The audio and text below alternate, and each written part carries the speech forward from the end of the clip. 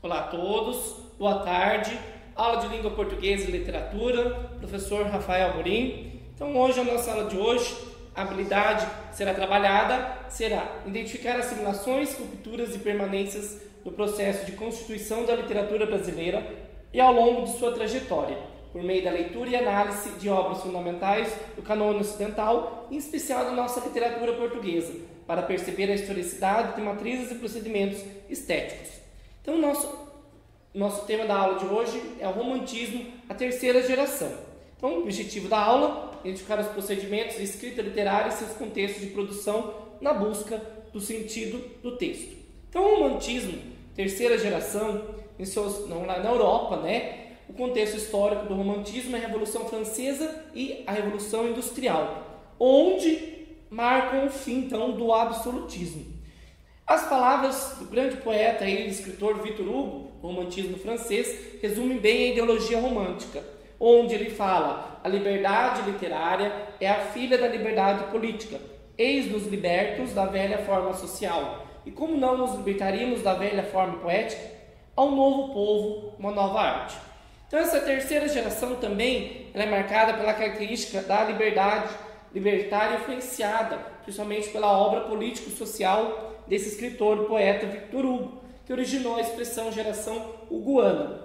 Além disso, nós temos uma árvore símbolo, que é a árvore condor, Seria essa ave aí, que significa, então, ave que habita o alto da Cordilheira dos Andes. Ele representa a liberdade, daí o nome da geração de ser condoreira. Então, a poesia desse período, da geração, ela é combativa e prima pela denúncia das condições dos escravos, decorrência do sistema econômico brasileiro baseado no trabalho escravo. Os poetas dessa geração também clamam por uma poesia em que a humanidade trabalhe por igualdade, justiça e liberdade. E aí entra o grande autor, dentro dessa parte da terceira geração do romantismo, Castro Alves, o poeta abolicionista. Então ele foi um grande representante expressivo da terceira geração do romantismo brasileiro e crítico ferrenho da escravidão do século XIX. Então, segundo o autor Alfredo Bossi, lá em 2003, o autor construiu uma obra da literatura brasileira que se tornou um marco introdutor de uma poesia que exercia a função do instrumento de reforma social.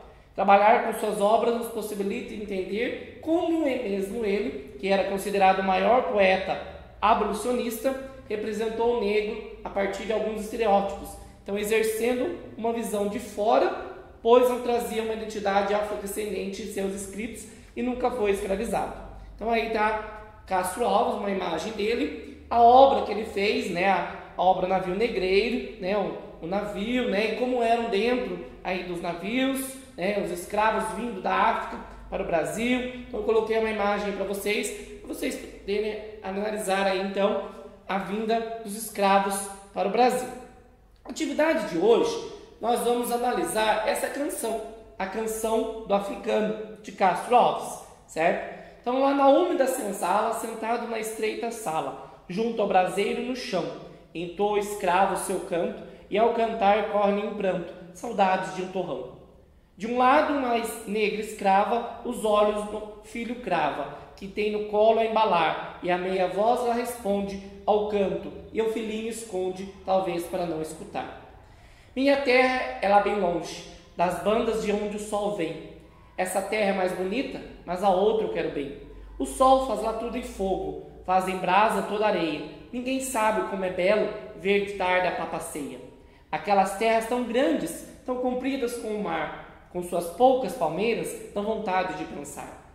Lá todos vivem felizes, todos dançam no terreiro, a gente lá não se vende como aqui, só por dinheiro.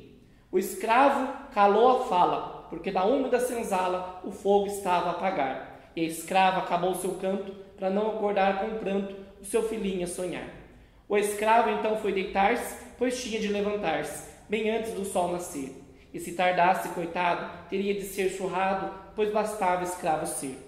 E a cativa desgraçada deita seu filho calada e põe-se triste a beijá-lo, talvez temendo que o dono não viesse em meio do sono de seus braços arrancar.